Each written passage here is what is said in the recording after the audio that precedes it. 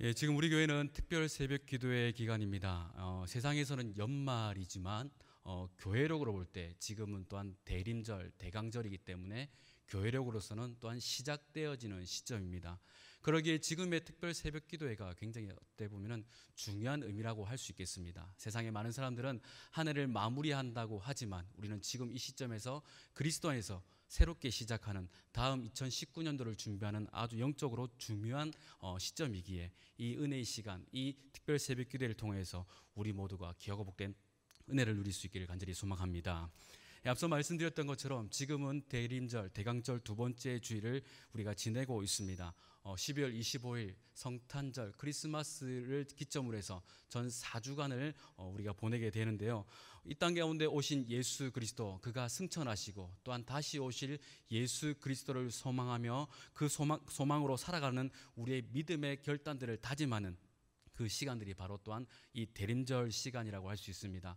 세상에 많은 사람들은 루돌프나 산타크로스 선물 이런 것들을 기억할 이때에 우리는 우리를 위해 이 땅 가운데 오신 예수 그리스도, 그분의 오심과 그분의 뜻을 기억하면서 다시금 다시 오실 주님을 맞이하는 영적인 믿음의 자세가 또한 이 시간 이 자리 우리 모두에게 있어야 될 줄 믿습니다. 우리 옆에 분과 이렇게 인사합시다. 대림절을 잘 보냅시다. 한 번 더 인사합시다. 대림절을 잘 보냅시다. 예, 대림절, 대강절을 잘 보냄을 통하여서 예수님께서 이 땅 가운데 우리를 위해 오신 그 참된 의미가 무엇인지를 잘 기억하고 깨달을 때 하나님께서 또한 예비하신 은혜가 있을 것입니다. 우리 신앙의 궁극적인 목적이 있다고 한다면은 그것은 죄로 인해 하나님과 멀어져 하나님의 영광을 볼 수 없었던 우리들이 예수 그리스도로 말미암아 그 영광의 임재 가운데 다시금 들어가서 하나님과 동행하며 또한 그 영원한 나라를 소망하며 살아가는 것이라고 할 수 있을 것입니다. 우리가 이 땅 가운데 살아갈 때에 다른 어떤 이유가, 다른 어떤 목적이 있는 것이 아니라 하나님과 멀어졌던, 하나님의 영광을 볼 수 없었던 우리들이 이제는 다시금 그 하나님의 영광, 그 영광의 자리에 들어가서 하나님의 풍성하신 은혜와 그 사랑과 한량없으신 그 자비하심을 경험함을 통하여서 그 영원한 나라가 얼마나 아름다운 것인가, 그 영원한 나라가 얼마나 복되고 놀라운 것인가를 소망하며 오늘을 살고 또한 내일을 소망하는 것인 줄 믿습니다. 그래서 우리가 이 예배의 처소에서 하나님을 만나러 오는 것, 그 영광의 하나님을 만나러 오는 것은 단순히 어떤 신앙적인 교우, 아니 어떤 조우 만남의 선을 넘어서서 잃어버린 하나님의 형상을 다시금 회복하는 그 중요한 시점이라고 할 수 있습니다. 하나님의 형상을 회복함을 통하여서 하나님께서 저와 여러분들에게 맡겨주신 하나님의 뜻, 하나님의 비전을 다시금 하나 둘씩 실현해 가며 하나님의 뜻에 우리가 동참하는 그 아름다운 일들, 그 순종의 일들이 또한 우리들의 이야기요, 우리의 신앙의 중요한 내용이라고 할 수 있습니다. 그러니 우리는 이 예배의 시간에 하나님을 만나러 온다라고 말을 할 때에 우리는 다른 어떤 사람을 만나는 것보다 더 가치 있고 더 중요하고 더 의미 있는 뜻으로서 마음가짐을 가지고 이 자리에 나와야 하는 것입니다. 한 번씩 청소년들 사역을 할 때 안타까운 것이 이런 이야기를 하여도 잘 귀에 들어오지 않는 것을 많이 보게 되어집니다. 주님 사랑합니다, 주님 앞에 내 인생을 드리겠습니다라고 하면서 수련회 때 그렇게 눈물을 흘리는 친구들도 영화 약속 시간에는 늦지를 않는데 하나님과의 약속 시간에 늦어버리고 가벼운 마음으로 예배 전에 참여하는 것을 보면서 과연 하나님을 만나러 오는 우리의 모습이 어떠해야 되는가 생각해 보았습니다. 영화 시간에 늦으십니까? 거의 늦지 않습니다. 늦는 분을 보지 못했습니다. 늦으면요 뛰어갑니다. 그런데 예배 시간 늦는 것은 그렇게 그 마음속에 와닿지 않는 것은 어찌 보면 하나님과의 만남, 하나님을 만나는 것이 우리가 생각하는 성경이 말하고 있는 그만큼에 이르지 못해서가 아닌가 생각이 되어집니다. 그러나 하나님을 만나는 것 너무나도 귀히 여기시고 복되게 여기심을 통해서 그 하나님께서 예비하신 놀라우신 은혜를 기필코 누리며 살아갈 수 있기를 바랍니다. 우리가 그 하나님을 만난다고 계속 이야기하였습니다. 하나님을 만난다고 할 때 우리는 어디서 그 하나님을 만날 수 있을까요? 보통 생각하면 예배당, 예배 처소라고 생각합니다. 그 말도 틀리진 않지만 가장 정확하게 이야기하면 하나님을 만날 수 있는 곳은 곧 예수 그리스도 안에서입니다. 우리가 예수 그리스도가 아니고서는, 예수 그리스도로 말미암지 않고서는 그 누구도 하나님을 만날 수 없습니다. 그래서 요한복음 14장 6절은 이렇게 이야기합니다. 같이 읽어보겠습니다. 시작. 예수께서 이르시되 내가 곧 길이요 진리요 생명이니 나로 말미암지 않고는 아버지께로 올 자가 없느니라. 아멘. 즉 하나님을 만나고 싶어도, 하나님을 만나고자 하는 강한 의지와 열망이 있다 하여도 예수님이 아니고서는 결코 하나님을 만날 수 없습니다.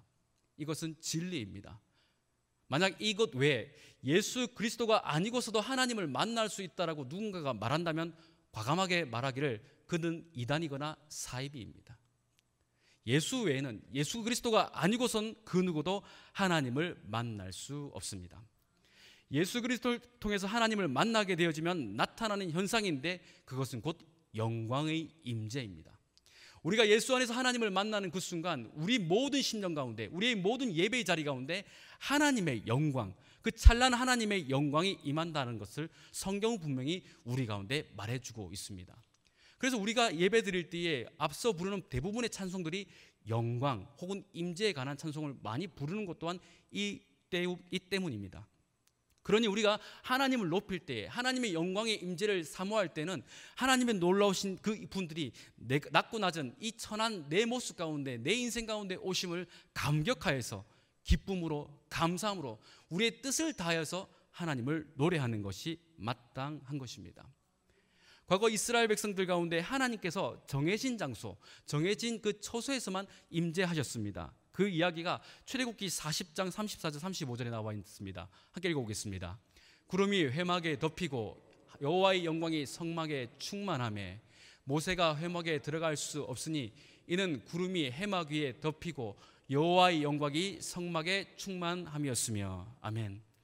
하나님께서 정해진 장소, 곧 그 성막 가운데만 임하셨다는 것입니다. 하나님을 만나려면 이 성막이 아니고선, 성막 앞에 서지 않고서는 하나님의 그 놀라우신 영광을 만날 수 없다라고 과거 구약 성경은 이야기하고 있습니다. 여기서 하나님의 영광, 즉 쉐키나 영광은 곧 거하다, 천막을 치다라는 의미입니다. 이것을 조금 더 쉽게 우리식으로 해석하면 천막을 친, 거처를 만든 영광이란 뜻입니다. 조금 해석이 이상하죠. 이걸 좀 쉽게 이해하면 임재하시는, 임하시는 영광이라고 이해할 수 있습니다. 하나님은 이스라엘 백성 가운데 천막을 세우시고 성막이라 하셔서 그곳에 임하셨다는 것입니다. 하나님은 원래 하늘에 계신 분이라고 우리가 모두 알고 있습니다. 그러나 간혹가다 모세와 같은 선지자를 만나기 위해서 산까지는 내려오셨습니다. 산에 오셔도 아무나 만날 수 있는 것이 아니라 하나님이 정하신 그 몇몇, 즉 모세만 만날 수 있었습니다. 그러나 하나님은 이스라엘 백성, 즉 광야 가운데 있는 이스라엘 백성을 만나시기 위해서 그 진 한중간에 성막을 만들어 주시고 그 성막 가운데 영광으로 임재하여 주신 것입니다. 이것이 무슨 의미가 있을까요? 어떤 의미가 있을까요? 과거 하나님을 모르는 이방 족속들은 그들의 신을 만나기 위해서 부단히 많은 노력들을 하였습니다. 산중에 특별한 장소 혹은 광활한 장소를 정하여서 높고 웅장한 성전을 만들어서 그곳에서 그들의 신을 만나려고 애를 썼습니다. 각가지 여러 가지 방법을 통하여서 혹은 몸을 자해를 한다 할지라도 그들이 원하는 그 신을 만나고자 한다면 그러한 수고를 그들은 외면하지 않고 힘을 다했습니다. 신탁이 가능한 혹은 무당과 같은 몇몇 사람들 외에는 그들의 신을 만날 수 없었으나 대신하여서라도 그 신을 만나고자 많은 이들은 그 성전, 그 신전을 찾아가기를 수고를 아끼지 않았습니다. 하지만 반대로 우리 하나님은 그 이스라엘 백성들 가운데, 광야 가운데 있는 무엇 하나 가지지 않는 이스라엘 백성 가운데 천막 가운데 오셔서 이스라엘 백성 가운데 거하여 주셨습니다. 이스라엘 백성이 만난 그 하나님, 그들 가운데 임하신 하나님은 아무것도 가진 거 없는, 먹을 것이 없는, 마실 것이 없는 그 이스라엘 백성 가운데 함께 계시고 그들을 먹이시며 그들로 하여금 마시게 하셨습니다. 추위 가운데 떤 이스라엘 백성들을 따뜻하게 해주셨고 강한 태양볕으로 고통받는 그들에게 그늘을 만들어 주셔서 그들로 하여금 쉴 수 있게 해주셨습니다. 저와 여러분의 인생 가운데 주님께서 임재하셨다는 것, 주님께서 임재하신다는 것은 이와 같이 놀라운 은혜의 일들이 있다는 사실을 믿으시기를 바랍니다. 다른 신들처럼 위대한 것을, 높은 것을 만드는 것이 아니라 친히 그분께서는 겸손의 모습으로 천막 가운데 오셔서 그들과 함께 하셨고, 그들의 배고픔, 그들의 추위, 그들의 목마른 가운데 함께 하셔서 그들의 모든 슬픔, 그들의 모든 괴로움, 그리고 그들의 굶주림을 해결해 주셨습니다. 이것이 영광으로 임한 하나님의 임재, 하나님의 영광이라는 것입니다. 그런데 이 하나님의 영광이 떠나버리면 어떻게 되는 줄 아십니까? 하나님의 영광이 떠나버리면 그 이스라엘에게 어떤 일들이 일어나는 줄 아십니까? 우리가 잘 알고 있는 엘리 제사장에 대해서 아실 것입니다. 그는 사사였고 대제사장이었습니다. 그러나 그 아들들의 범죄와 함께 적국과의 전쟁에서 법궤를 잃어버리는 불미스러운 일들이 그 세대에 일어나게 되어집니다. 그리고 법궤를 잃어버리고 두 아들은 한날에 죽어버리는 그 소식을 엘리 제사장은 듣게 되어지면서 뒤로 넘어져 목이 부러져 죽게 되어집니다. 그리고 그의 엘리의 며느리였던 그 여자가 자기 시아버지가 죽은 일, 그리고 법궤를 잃어버린 그 사건 때문에 이렇게 고백을 합니다. 사무엘상 4장 21절 말씀입니다. 같이 읽어보겠습니다. 시작. 왕이 이스라엘을 떠났다 하고 아이 이름을 이가봇이라 하였으니 하나님의 괴가 빼앗겼고 그의 시아버지와 남편이 죽었기 때문이며, 또 이르기를 하나님의 괴를 빼앗겼으므로 영광이 이스라엘에서 떠났다 하였더라. 하나님의 영광이 떠나버렸다는 것입니다. 그들의 죄로 인하여서 하나님의 영광이 떠나버리는 그 순간 그는 그 어떤 것도 소망을 품을 수가 없고 희망을 가질 수가 없는 상태가 되어지는 것입니다. 즉 하나님의 임재, 하나님의 그 임재의 영광이 나타나지 않는다라는 것은 이스라엘에게 심각한 영적 비극을 야기하게 됩니다. 이와 마찬가지로 우리의 삶 가운데, 우리의 신앙 가운데 하나님의 임재, 그 하나님의 영광의 임재가 나타나지 않는다면 이 이스라엘 백성들이 경험하는, 이 이스라엘 백성들이 가지게 되어질 상실감, 절망감이 우리의 삶 가운데 고스란히 대입되게 되어지는 것입니다. 그러니 우리는 지금 이 시간 그 어떤 것보다 하나님의 영적 임재가 우리 가운데 분명히 임하고 있는가를 생각해 봐야 합니다. 이 임재가 일어나지 않는다면, 이 영적인 임재가 우리 가운데 나타나지 않는다면 심각한 영적인 위기인 줄 알고 다시금 주님 앞에 무릎 꿇고 기도하면서 그 하나님의 한량없는 은혜와 자비하심 앞에 그 임재가 다시금 나타나길 기도하며 소원해야 할 것입니다. 만약 임재 없이, 이런 하나님의 만남 없이, 이런 하나님과의 교통함이 없이 신앙생활을 한다고 해봅시다. 그 신앙생활 과연 얼마나 힘들겠습니까? 얼마나 어렵겠습니까? 얼마나 건조하겠습니까? 하나님을 만나는데, 하나님을 예배하는데 아무런 감흥이 없다면, 아무런 감정이 없다면, 아무런 내적인 어떤 충만함이 없다면 그 신앙생활, 그 예배생활은 무척이나 힘들고 건조하고 괴로울 것입니다. 제가 청년 때 어떤 같이 잘 알고 있는 청년이 소개팅을 받았습니다. 그 청년은 인물이 썩 나이스하지 않습니다. 키는 저보다 조금 큽니다. 그런데 서울 아가씨를 소개받게 되었습니다. 부산 남자 입장에서 서울 아가씨는 로망의 대상입니다. 나긋나긋한 서울 말씨는 경상도 말을 쓰는 남자들에게는 아주 큰 위로가 되어지고 평안을 주기까지 합니다.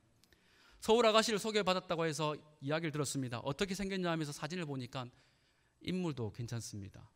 키도 나쁘지 않습니다. 더구나 직업도 괜찮다고 하니 참 복도 많은 녀석 하면서 모두가 부러워했었습니다.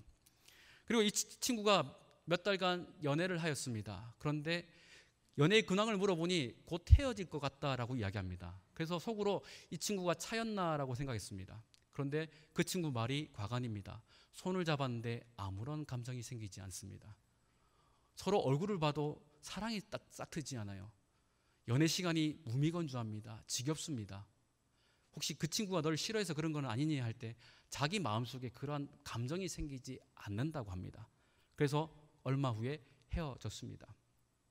아무리 좋은 일이 있어도, 아무리 좋은 상대를 만나도 감정이 생기지 않고 연애의 감정이 교류되지 않으면 그 연애는 오래 갈 수 없다는 것이 이 친구의 이야기가 주는 교훈입니다. 이와 마찬가지로 우리의 삶 가운데 하나님을 만날 때에, 하나님을 예배할 때에, 하나님을 높일 때에 아무런 감정이 우리의 심령 가운데 나타나지 않고 우리 예배 처소 가운데 나타나지 않는다면 그것은 참으로 힘들고 곤욕스러운 일일 것입니다. 함께 찬양할 그 시간, 함께 놀아야 하는 그 시간에 마음을 다해서 주님을 노래하시길 바랍니다. 집중해서 하나님을 생각하시고 그 하나님께 뜻을 다해서 고백하는 믿음의 성도님들이 되시기를 바랍니다. 이스라엘 백성은 이처럼 계속해서 반복하여 하나님의 영광을 잃어버려 갔습니다. 그 회복 기미가 전혀 보이지가 않았습니다. 북왕국 이스라엘이 망해버렸고 남유다도 망해버렸습니다. 그들의 삶은 철저하게 무너져버렸고 그들 가운데 하나님의 영광은 그 무엇도 찾아볼 수 없는 상황 가운데 이르렀습니다. 그럴 때에 하나님은 그들 가운데 다시금 놀라운 일을 계획해 주셨습니다. 그리고 그들 가운데 이제는 친히 육신을 입고 오시기로 작정하셨습니다. 친히 인간들을 만나는 그 인간들의 자리에 육신의 몸을 입고 오신 그 약속의 말씀, 그 은혜의 말씀이 오늘 본문 14절 앞부분에 있습니다. 우리 한 번 더 같이 본문을 읽어보겠습니다. 시작. 말씀이 육신이 되어 우리 가운데 거하셨다라고 말하고 있습니다. 즉 하나님의 약속의 말씀, 구원의 말씀이 육신이 되어서, 즉 저와 여러분이 만날 수 있는, 얼굴과 얼굴로 대면할 수 있는 그 육신을 입고 이 땅 가운데 오셨다라고 이야기하고 있습니다. 여기서 거하심의 헬라어는 에스케노센이라는 단어인데 똑같이 거하셨다, 거처하셨다는 의미를 가지고 있습니다. 즉 하나님이 인간들 세상에 오셔서 함께 거하셨고 함께 거처를 만드셔서 인생들과 함께 동행하셨다라는 뜻입니다. 즉 천막을 치셨다라는 것이죠. 그 누구도 하나님을 찾을 수 없는, 그 누구도 스스로 하나님의 영광을 발견할 수 없는 그 암흑과 같은 시대에 이제는 하나님이 친히 오셔서, 하나님이 친히 그 땅 가운데 육신을 싣고 오셔서 그들과 함께 해 주셨다라고 오늘 본문은 우리 가운데 분명히 말하고 있습니다. 이 이야기를 이사야서와 마태복음은 이렇게 이야기합니다. 마태복음 1장 23절 같이 한번 읽어보겠습니다. 시작. 보라, 처녀가 잉타하여 아들을 낳을 것이요 그의 이름을 임마누엘이라 하리라 하셨으니 이를 번역한즉 하나님이 우리와 함께 계시다 함이라. 아멘. 하나님께서 친히 먼저 오셔서 그 아들을 약속해 주셨고 그분이 그 인생들 가운데 동행하시며 함께 헐벗으시고 함께 줄이시면서 그들을 위로하시고 그들을 세워가시며 하나님 나라에 대한 소망을 품게 해 주셨습니다. 과거 한정된 장소에서 하나님을 만났다면 이제는 친히 예수님께서 이 땅 가운데 오신 이후는 우리가 찾을 수 없는 그 상황, 우리가 찾을 수 없는 지각이 없을 그때에 먼저 찾아오셔서 우리를 만나 주셨습니다. 그것이 우리가 읽은 수많은 복음서의 이야기입니다. 그 누구도 주님을 만날 수 없는 놀라운 일들이 이제는 하나님을, 예수 그리스도라는 그 이름 앞에서 누구도 가볍게 어렵지 않게 만날 수 있게 되어지는 것, 이것이 저와 여러분들이 받아들인 복음임을 믿으시기를 바랍니다. 그분이 우리의 삶 가운데 오심으로 인하여서, 그분들이 이 인생 가운데 오심으로 인하여서 놀라운 변화들이 일어나기 시작하였습니다. 여러 인물들이 있겠지만 대표적인 인물 한 사람을 뽑고자 하니 그 이름이 바로 삭개오입니다. 그는 우리가 잘 알듯 세리장이었습니다. 세리장이었기 때문에 사람들의 비난과 사람들의 외면이 그의 삶의 일상이었습니다. 더 나아가서 그들은 민족의 배신자로 낙오되어서 그 누구도 그와 함께하려 하지 않았습니다. 좋은 집이 있었지만 그는 홀로 있는 자와 같았고 그의 집에는 늘 공허함과 외로움이 가득하였습니다. 그러나 그 삭개오에게 주님이 찾아가셨습니다. 내 집에 유하여하겠다라는 그 하나님의 말씀, 우리 주님의 말씀은 곧 삭개오의 삶 가운데 주님이 임재하시겠다는 뜻과 같습니다. 그 임재하신 가운데 삭개오의 삶은 변화하였습니다. 그리고 임재하신과 함께 주님의 교제 가운데 그가 해야 될 순종의 뜻, 하나님의 뜻이 무엇인가를 그는 발견하게 되었습니다. 하나님의 뜻을 발견한 삭개오, 이제는 하나님의 뜻을 쫓아 변화하기를 원하는 삭개오의 삶 가운데 이러한 고백이 나오기 시작합니다. 누가복음 19장 8절은 이렇게 이야기합니다. 삭개오가 서서 주께 여짜오되 주여 보시옵소서, 내 소유의 절반을 가난한 자들에게 주겠사오며 만일 누구의 것을 속여 빼앗은 일이 있으면 내 갑절이나 갚겠나이다. 아멘. 하나님이 임재하시는 그 순간, 예수께서 그 삶 가운데 찾아가시는 그 순간 이러한 놀라운 변화의 역사가 일어났었습니다. 지극히 외로웠고 지극히 고립되었으며 그 누구도 함께할 수 없는 이 삭개오의 인생 가운데 주님이 계시니 그의 삶은 열린 인생이 되었고 나눔의 인생이 되어버렸습니다. 도리어 사람들에게 인정받는 인생으로 바뀌어지게 되었습니다. 사람들을 피해가는 이 인생이 이제는 당당하게 사람들과 교제할 수 있는 아름다운 인생으로 바뀌게 되는 것은 곧 주님께서 그 삶 가운데 함께 하셨고 그와 교제하셨고 그에게 요구하시는 순종의 뜻, 우리 예수님과 같이 순종의 뜻이 그의 삶 가운데 싹이 텄기 때문입니다. 말씀이 육신이 되어 우리 가운데 거하셨다. 이것은 단순히 그냥 오셨구나의 뜻이 아닙니다. 육신으로 오신 예수님, 육신으로 이 땅 가운데 오신 예수님이 이 땅 가운데 오셔서 무엇 하셨습니까? 병도 고치셨고 귀신 들린 자도 쫓아내셨습니다. 물론 그것도 틀린 것은 아닙니다. 그러나 궁극적으로 우리 예수님 무엇을 위해 오셨습니까? 십자가에 달려 죽으심입니다. 저와 여러분의 죄를 위하여, 저와 여러분의 죄를 사하기 위하여 하나님의 뜻을 쫓아 순종함으로 십자가에 달려 죽으신 것입니다. 그의 순종, 그의 순종의 희생이 있었기 때문에 저와 여러분들은 이 존전에서 하나님을 노래하고 예배할 수 있는 것입니다. 과거 이스라엘 진 가운데 정중앙에 있는 그 성막에 제사가 지낼 때 그때 필요한 것이 무엇이 있겠습니까? 소와 양과 비둘기와 같은 제물들입니다. 그것들은 하나같이 공통점이 있습니다. 흠이 없고 점이 없어야 되며 또한 그들에게는 죽음이 기다리고 있다는 것입니다. 우리 예수님께서 이 땅 가운데 오셔서 이 제물들과 같이 우리 인생 가운데 하신 그 일이 바로 이 제물과 같이 죽으심이셨습니다. 왜 죽으셨을까요? 자기의 자랑, 자기의 위엄을 나타내기 위해서? 그것이 아니라 오직 하나님의 뜻을 순종하기 위해서 육신으로 이 땅 가운데 오셔서 죽으셨다는 것입니다. 누가복음 9장에 보면 우리가 잘 아는 변화산 사건이 있습니다. 그 변화산 사건에 예수님과 함께 등장하는 중요한 두 인물이 있으니 한 분은 모세요, 한 사람은 엘리야입니다. 근데 이 세 분이 이야기를 하십니다. 근데 어떤 이야기를 하는가 봤더니 누가복음 9장 31절에 이러한 이야기를 했다고 합니다. 같이 읽어보겠습니다. 시작.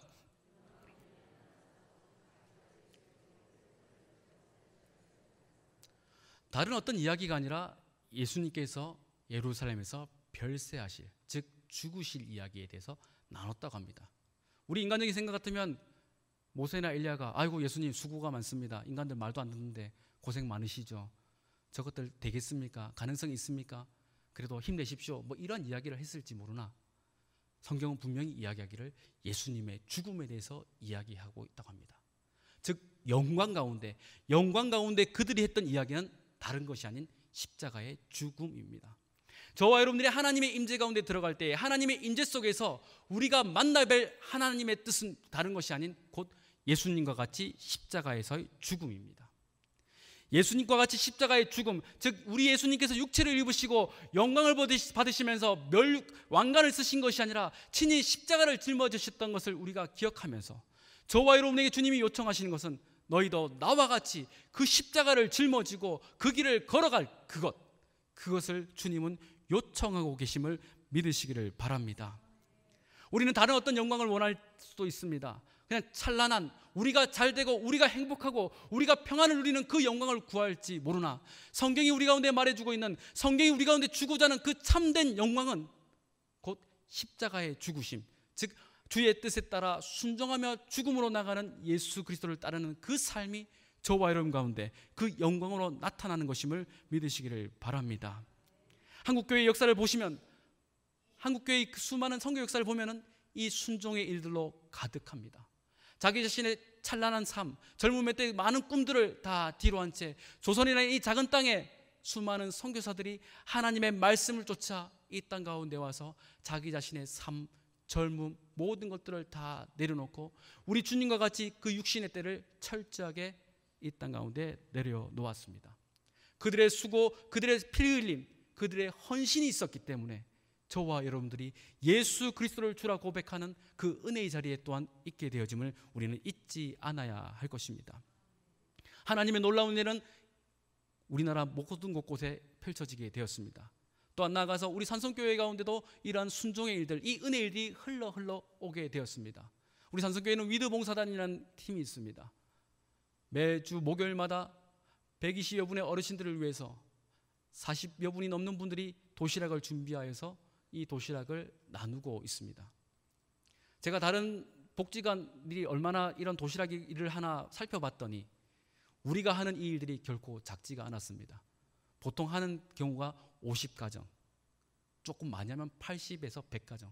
그러니 복지관 치고도 저희는 많이 일을 하는 편이었습니다.